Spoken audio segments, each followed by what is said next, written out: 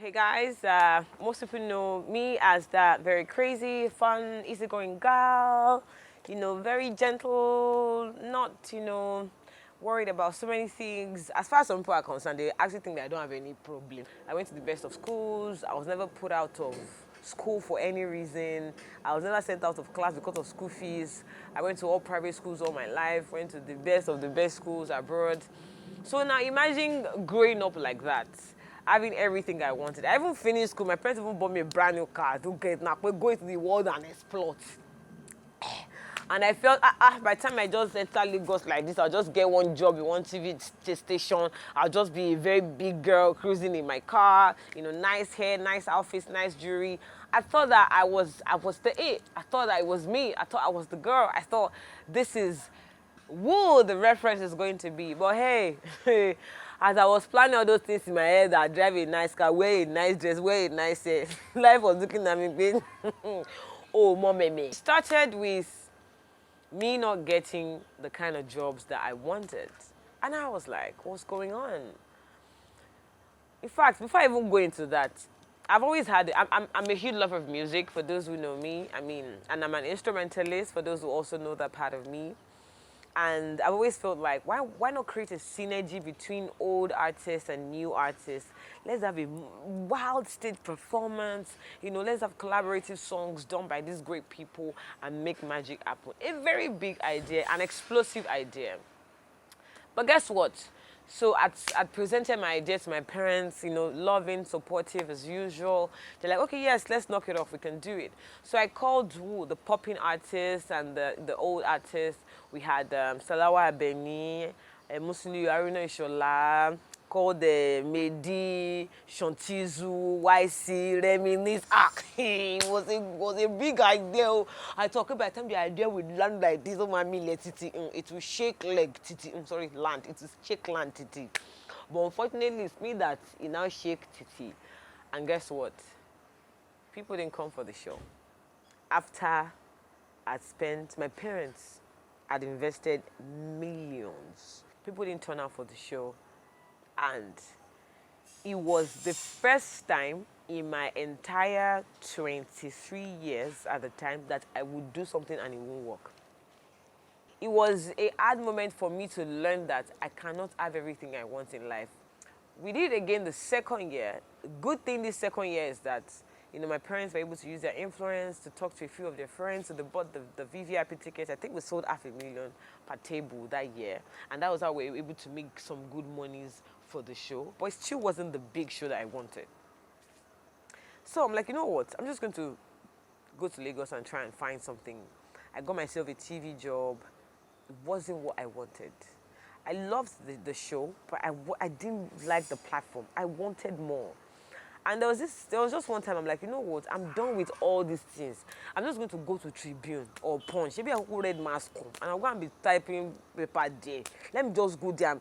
Because it was everything I wanted was not working. It wasn't working. I thought my parents had given me the best education. I'd given myself the best gift by studying and having good results. My grades were good. CV looked good. But I wasn't getting the job that I wanted. I wasn't getting the opportunities I wanted. And I sat and I'm like, I want to be this at 25. I'm already 24. 25 is next tomorrow.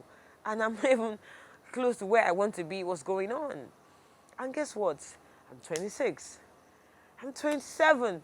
I am 28. I'm like, I am 28 going on 30. What am I going to do with my life? And it became more frustrating and frustrating. Along the line, I'd produced different content for different TV channels. I would submit the content. They would say the content is not good enough. I would have spent millions shooting the content. They will cancel, they will throw away the content. I'll go back to it. In fact, there was a day I had a meeting with a particular TV channel, one of the biggest we have in Nigeria, and he said to me, oh, this is what the show we want. Go and do this. I went back, pulled the team together, did XYZ.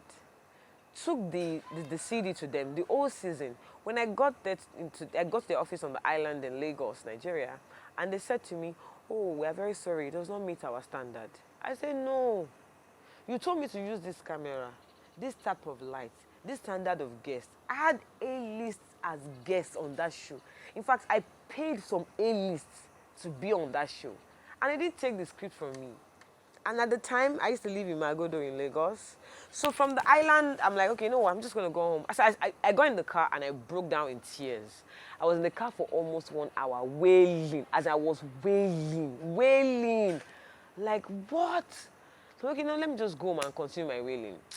Immediately, I got to Magodo. For those who are familiar with that express, I was looking at Beggar ahead of me. I'm like, you know what? I'm just going to drive straight to Ibadan.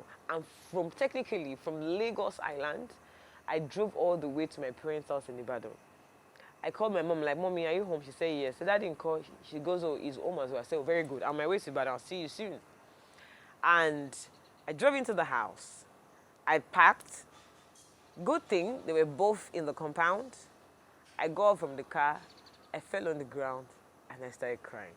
And they were like, what happened? What's wrong? What's this? What's that? And I was like, after everything that I did, these people still said the show is not good enough.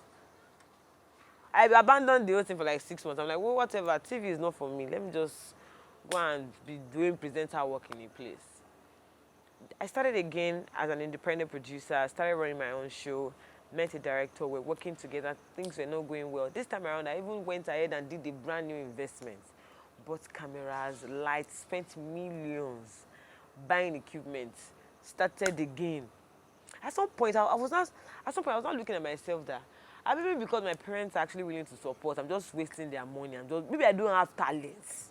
Maybe I don't even know how to host. Maybe I don't even have the brain to create content. So I lost hope in myself. I lost faith in myself. I lost trust in myself. I lost everything. I just started feeling like maybe I'm a lot because I just said, you know what, maybe I didn't even have sense. I'm just stressing myself.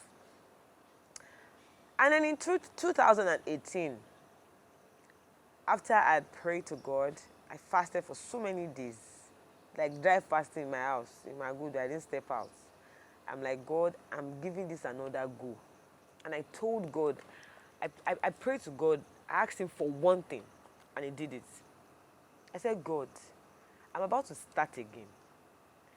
I'm starting again now. According to what I discussed with you before 3-4 years ago, I'm supposed to be it right now.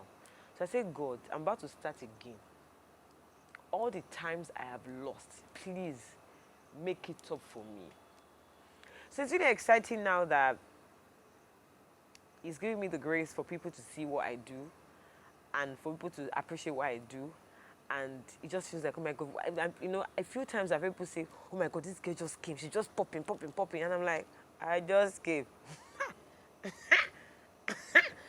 I've been grinding since 2013. I just didn't came. I've been around. You just didn't hear me because they have removed the battery off my mic. But now I've gotten original dressed. Do get me now. Now I'm a what? I'm a speaker. I can't load the volume. So it's a struggle of having to fail and get up. I had to fall 3 times.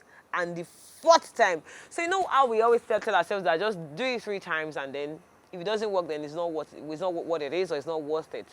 I had to try 4 times. And it was on my 4th production, the Fashion Shock show to be precise, that made people say, hey, where's this girl?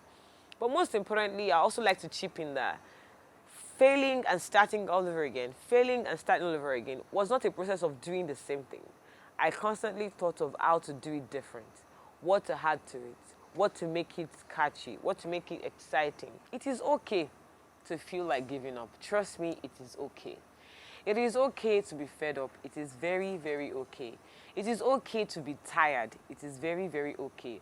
But in the midst of all of this okay, I want to tell you, please do not be afraid of failure, because the process of failure itself is a magnifying learning curve that will help you to become a better person in life. Like I said before, feel free to feel bad. Feel free to embrace your failure, because in all of this is the excellence that you're pushing. And with that consistency, you will get there.